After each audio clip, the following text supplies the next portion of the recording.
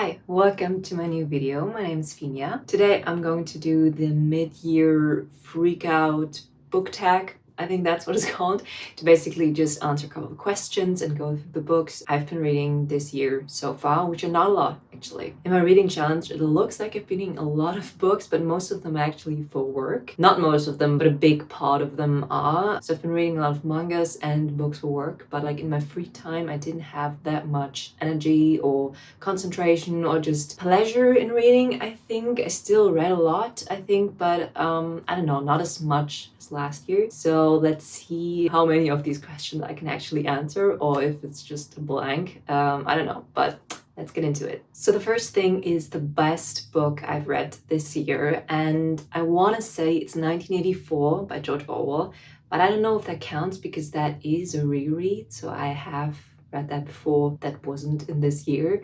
So if you would not count that, I would say Vicious by V.E. Schwab, which I'm very, late to join the party on this book and this author. I read it on Kindle. I think it was free on Kindle. That's why I finally read it. And I couldn't put it down. It was so damn good. It's basically about two best friends who are in college, who are both kind of studying the effects of adrenaline and like normal abilities that you can get from nearly dying. And they basically find out that there are a couple of people who survived death, or basically were dead for a couple of minutes or so, and then came back to life and had some pretty cool and unique abilities, and they both try to kind of die on purpose to get those abilities. And they basically started as best friends, and then they become enemies during that time. And that's kind of, the two players you have in this book. And I don't know, it was written so well, and the book jumps between timelines and years so much, but it's so good because you want to know what's going to happen, like both timelines, and it's just so addictive and you can't put it down. And the ending as well, and the middle as well, and the beginning is fantastic. It's everything's good about it, and I love the characters. I wanted to see how it ends, and it was just, very, very good. So I think that was the best book so far. But I have to tell you, I don't think it was a 5-star actually. I don't know, I've rated it 5 stars, but it was pretty good. But I haven't had like a 5-star, like life-changing book in a while. So I hope that for the second part of the year, maybe something will come around. Ooh, next is the best sequel I've read this year. And I don't have a lot of books to choose from because, first of all, I've not been reading a lot of novels or like series at all. So I will pick a manga series, I think. I don't know, the best sequel, Death Note Volume 2, I think. Because like Death Note, like the first 10, 15 volumes were all fantastic, so it was a good sequel. Yeah, I don't think I have a better answer than that, to be honest. I'm currently reading Iron Flame, which is the sequel to Fourth Wing, and this is good so far, but I mean, it's the best sequel that I've read so far because it's the only regarding novels. But is it better than Fourth Wing? No, but I haven't read the whole thing yet, so I don't know. Let's stick with Death Note Volume 2, I guess. Okay, then we have new releases that you haven't read yet, and this one is clearly The Familiar by Lee Bardugo. I liked Shadow and Bone, didn't love it, but then I absolutely adored Six of Crows and The Crooked Kingdom? Well, no, that Crooked Kingdom is the Six Crows trilogy. King of Scars, I love those books. I have not read her adult books like Hellbent and 9000, I think what it's called. Haven't read those yet, but I know that The Familiar is a historical fantasy series, and it's also, I think, enemies to lovers. I don't really know, but I'm really intrigued to see how far her fantasy game has come, because I think it's such a different Shadow and Bone to Six of Crows. I think that is worlds. It was so much better and much better crafted, I think, and I'm really intrigued to see how far her skills have come to, reading The Familiar. So I really would love to read that soon. Most anticipated release this year, I actually don't really know. I think Jennifer Saint is coming out with a book on Hera, but I thought I don't really know, but I do think that it is 2024, but I don't know if there's a lot of details about that release, and I have no idea what else is coming out. I'm not really into this book came out. I'm really busy with reading what came out in the last couple of 100 years So yeah, that keeps me on the toes enough so I don't really keep out for new releases that much, because my TBR is so long and I don't want to put more books on unnecessarily all the time. But yeah, this is the only thing I actually know that is coming out at some point. And I hope it's 2024, so it would make sense in this book tag. So yeah, Hera by Jennifer Saint.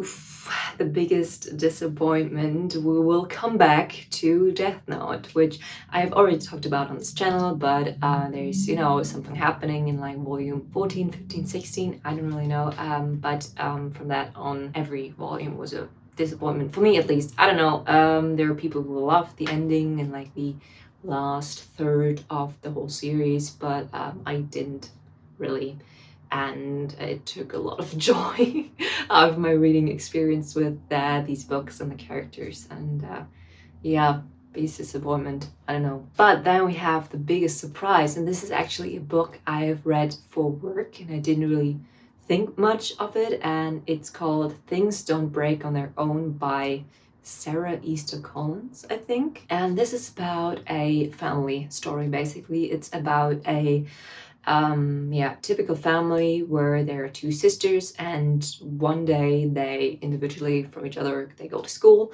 and you know, one girl arrives at school and the other just goes missing and is never seen again, and maybe they will find each other, and you know, maybe not, but we basically follow their story at this time right after she goes missing, and then also the sister that was kind of left behind and her journey ahead of her without her sister, and what happens with the family. And it really kind of dissects the whole family construct in, you know, this book, and it's really interesting, and it's about sisterhood, about womanhood, it's about broken families, it's about family issues, it's about abuse, and it's about so many things. And I think it was really well crafted how all the pieces and, you know, how everything came together in the end. And it was, I don't know, all the characters seemed very alive and I was really rooting for them. And yeah, it was a pretty big surprise to read a book that you didn't, you know, necessarily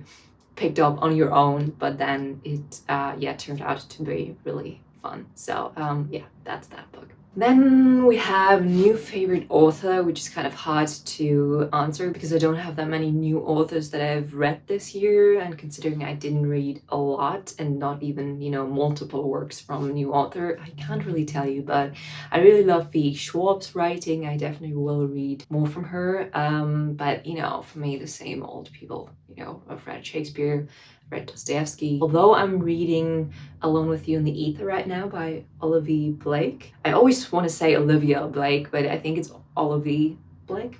That's how you pronounce it. I love her reading right now. Obviously, the Atlas 6 is hugely popular by her, and I will read it at some point. And there's other books that are really intriguing. Yeah, but other than that, I don't think I have new authors. So V.E. Schwab, Olivia Blake. Choose one. Ooh, the newest fictional crush. Let's see, there's really, I don't know, I do think that the fictional crushes I developed at the age of 13 or 14 still to this day have a huge grip on me. Chase Herondale. But, you know, considering I'm reading Iron Flame right now, yeah, Xaden Ryerson, I don't know, it's still him. It's like, this is the newest fictional crush I had in years. Then, oh, newest favorite character. That would be, I think this year, definitely L from Death Note. He was so fucking cool.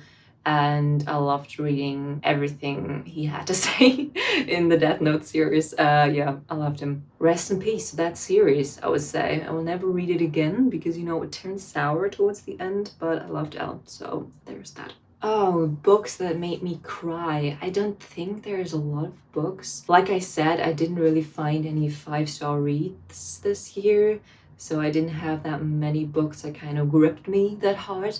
But there was one book that I also read for work. It is a German book that is not translated, I think. It's called Der Zorn der Flut, and which translates to kind of the rage of the flood.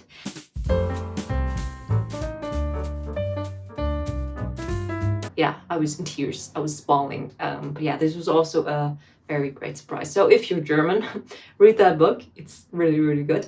If you're not, just forget about it and move on. Books that make me happy. The thing is that usually sad books and sad scenes, also with music, like sad music that I really love, makes me happy. It doesn't make me sad necessarily, but if I like a song and I just love it and it's very, very good, but it is a sad song, I still like, it still makes me happy, So for me, the last couple of volumes, Attack on Titan, it was devastating, it was hard to read, it was, chaotic, but it was so well crafted and it was so good. And not actually the last, with the ending, but like the ones before that were already, leading up to the final moments. I think those were so well done, and especially also in the anime, that was also fantastic. Like my boyfriend and I watched that together and we were on the edge of our seat all the time. So these volumes make me very, very happy, just how well done they were, even though they were sad. They were pretty sad. Then we have favorite book to movie adaptation, which I have no idea. I think it is meant that you've read the book and you've seen the movie, where I don't know if I had that this year. I mean, I know the, what is it called? It was called The Idea of You. I didn't read the book, but I loved the movie. And then, I mean, it's a movie, but I'm currently watching House of the Dragon season 2, so that is a book adaptation. That's pretty good. I mean, Percy Jackson, the series, that came out, I think, in December, so that doesn't really count. Yeah, I don't know.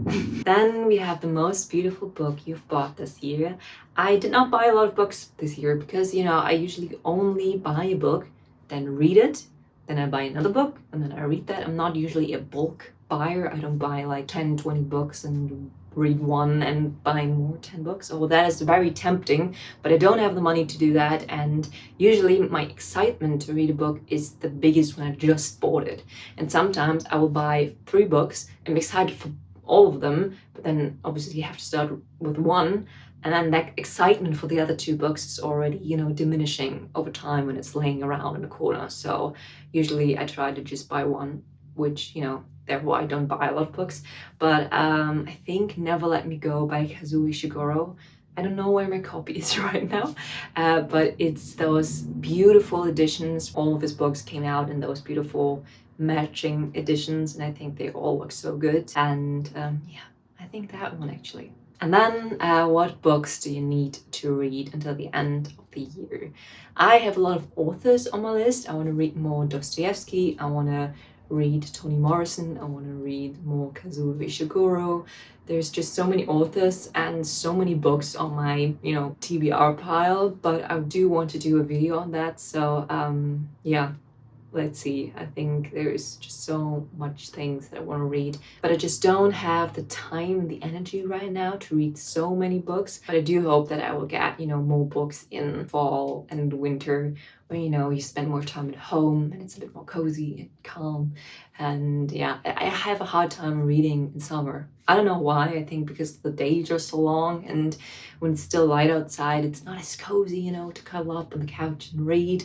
And I don't know, it's not the vibes when you spend more evenings and weekends outside with friends, and there's just so much things to do. I don't know, but yeah, I will love to read more when it's, all getting a bit more chill. Yeah, I think that was actually the end of the tag. And yeah, I love doing this little questionnaires, and I'm actually excited to keep reading right now. There's so many things I want to do and so many things I want to read, and yeah, I'm really hyped right now. So I love doing this tag. I hope you enjoyed the video, and yeah, I wish you all a very good day and see you soon. Bye.